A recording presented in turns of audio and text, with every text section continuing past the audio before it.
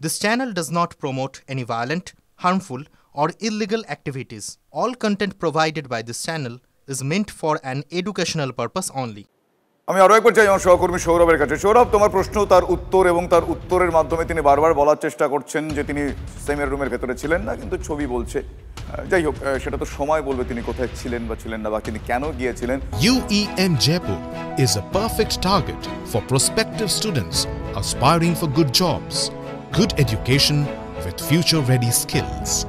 তো এক্ষেত্রে তিনি যেই বিষয়টা বললেন, তার যে সেই সময়টুকুর জার্নি বললে, সৌরভ, আমি যতটুকু বুঝি আমার বুদ্ধিতে সেটা একটু বিস্ময়কর লাগলো যে অত এই সময়ের মধ্যে এরকম একটা জার্নি ওইখানে করা কি আদৌ সম্ভব? তুমি তো ওই গোটা জায়গাটা হাতে তালুর মতো চেনো।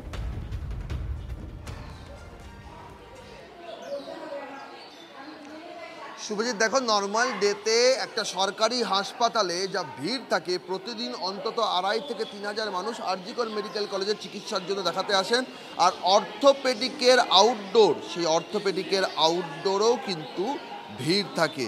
প্রথম কথা হচ্ছে, তিনি বলছেন যে সেদিন তিনি অর্থোপেডিকে দেখাতে গিয়েছিলেন, তিনি এখনও পর্যন্ত অর্থোপেডিকে তার ওপিডি টিকিটটা দেখাতে পারেননি। শান্তনু দে মুহুরীর নামে তার যে ওপিডির টিকিটটা আমরা গতকাল থেকে অপেক্ষা করছি, তার বাড়িতে গিয়েছিলাম, তাকে আর্জি জানিয়েছি যে আপনি আপনার ওপিডি টিকিটটা প্লিজ প্রোভাইড করুন, কারণ তিনি সামনাসামনি আসতে চাননি।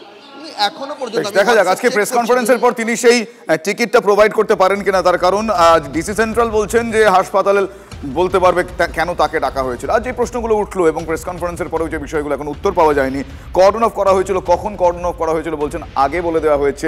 আগে বলে দেওয়া হলে আরও একবার বলতে আপত্তি কথা। আমি ঠিক এই প্রশ্ন নিয়েই যাচ্ছি।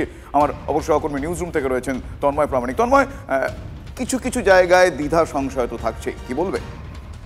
দেখো, দ্বিধা সংশয় নয়, দ্বিধা সংশয়ের থেকেও বড় হচ্ছে অনেকগুলো প্রশ্ন কিন্তু এই পুলিশের তরফে যে প্রেস মিট হলো সেখান থেকে পুলিশই সেই প্রশ্নগুলো আবার তুলে দিল। প্রথম প্রশ্ন হচ্ছে, পুলিশের তরফ থেকে দ্বিধাহীনভাবে স্পষ্ট জানানো হয়েছিল যে যেখানে ঘটনা ঘটেছে, প্লেস অফ অকারেন্স, ঘটনাস্থল, সেখানে কেউ পৌঁছতে পারেনি, পুলিশ সেটাকে ঘিরে রেখেছিল।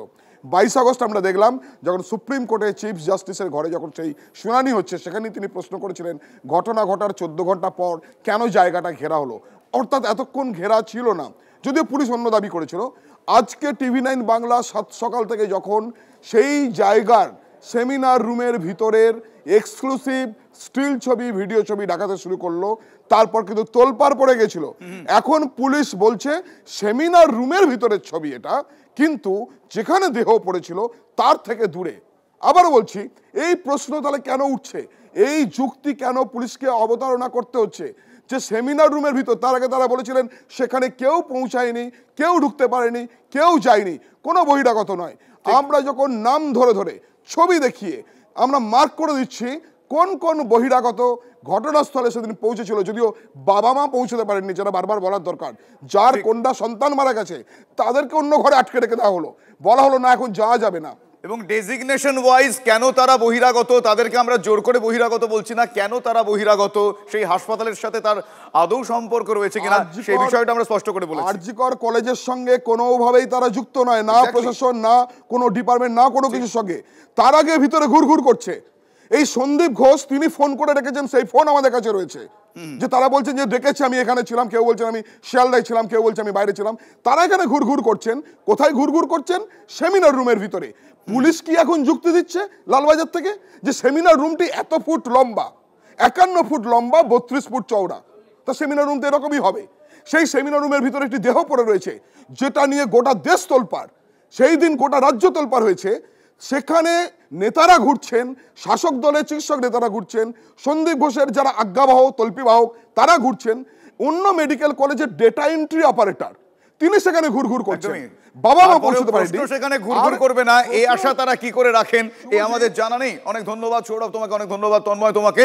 এবং যেই ভিজুয়াল দেখানো হয়েছে, যেই ভিজুয়াল আপনাদের আমরা দেখিয়েছি, এবং সেখানে যেভাবে দেখতে পাওয়া গেছে ওনাদের, ফলে সেক্ষেত্রে তাদের উপস্থিতি সেখানে, তার কারণ কি, সেই প্রশ্ন যেগুলো উঠেছে সেই উত্তর আমাদের চাই, এবং সেই উত্তর যতক্ষণ আমরা পাবো না ততক্ষণ সে প্রশ্ন আমরা জারি রাখবো।